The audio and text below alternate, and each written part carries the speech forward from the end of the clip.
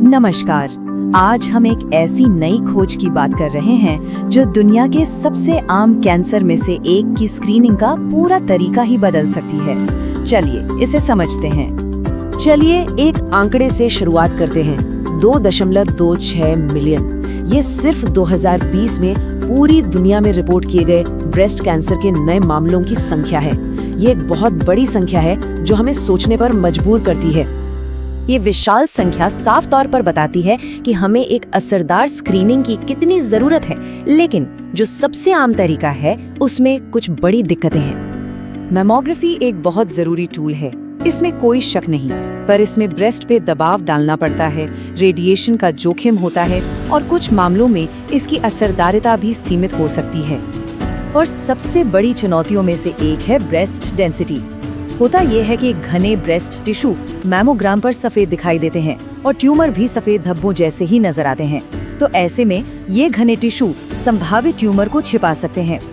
Screening technology की इन्हीं कमियों ने एक एआई रिसर्चर को एक बेहतर तरीका खोजने के लिए प्रेरित किया, और ये उनके लिए एक बहुत ही पर्सनल सफर था।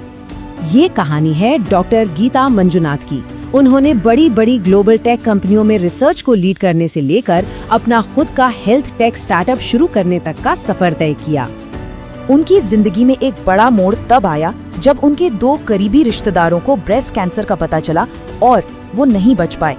बस इसी घटना ने उन्हें मजबूर कर दिया कि वो अपनी रिसर्च को लैब से बाहर निकालकर आम लोगों तक पहुंचाएं। तो 2017 में उन्होंने निरामयी की स्थापना की।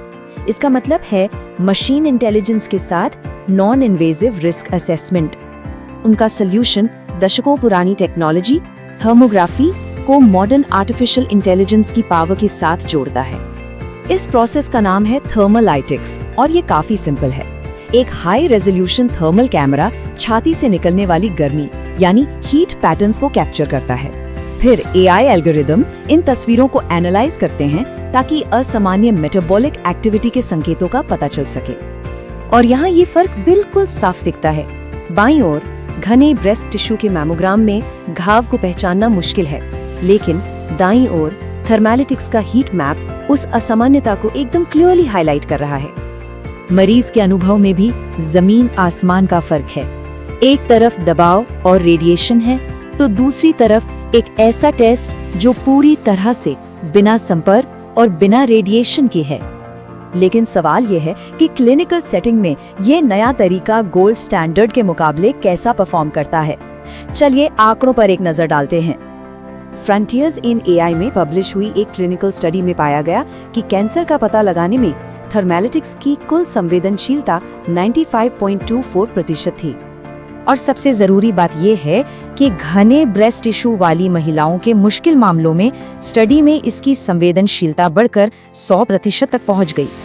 जब सीधी तुलना की गई तो थर्मलिटिक्स ने न सिर्फ घने ब्रेस्ट में मैमोग्राफी की संवेदनशीलता की बराबरी की, बल्कि उससे बेहतर स्पेसिफिसिटी भी दिखाई। इसका मतलब है गलत पॉजिटिव रिजल्ट्स की संभावना कम हुई। तो स्टडी का नतीजा ये निकला कि घने ब्रेस्ट वाली महिलाओं में और उन मामलों में जहां मैमोग्राम से कुछ साफ पता नहीं चल पा रहा था, थर्मलाइटिक्स ने मैमोग्राफी से बेहतर परफॉर्म किया।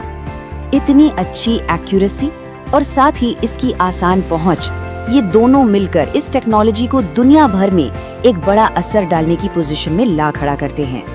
सोचिए, ये टेस्ट पोर्टेबल है, सस्ता है, रेडिएशन फ्री है और इसे कम कुशल हेल्थ वर्कर भी कर सकता है।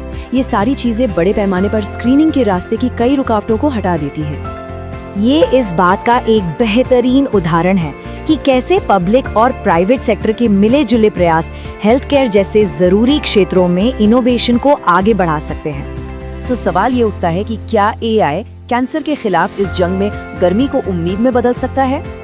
एक सिंपल से हीट मैप को एक जीवन बचाने वाले डायग्नोस्टिक टूल में बदलकर ये टेक्नोलॉजी हर किसी के लिए हर जगह बीमारी का जल्दी पता लगाने का एक बहुत ही दमदार नया रास्ता दिखाती है।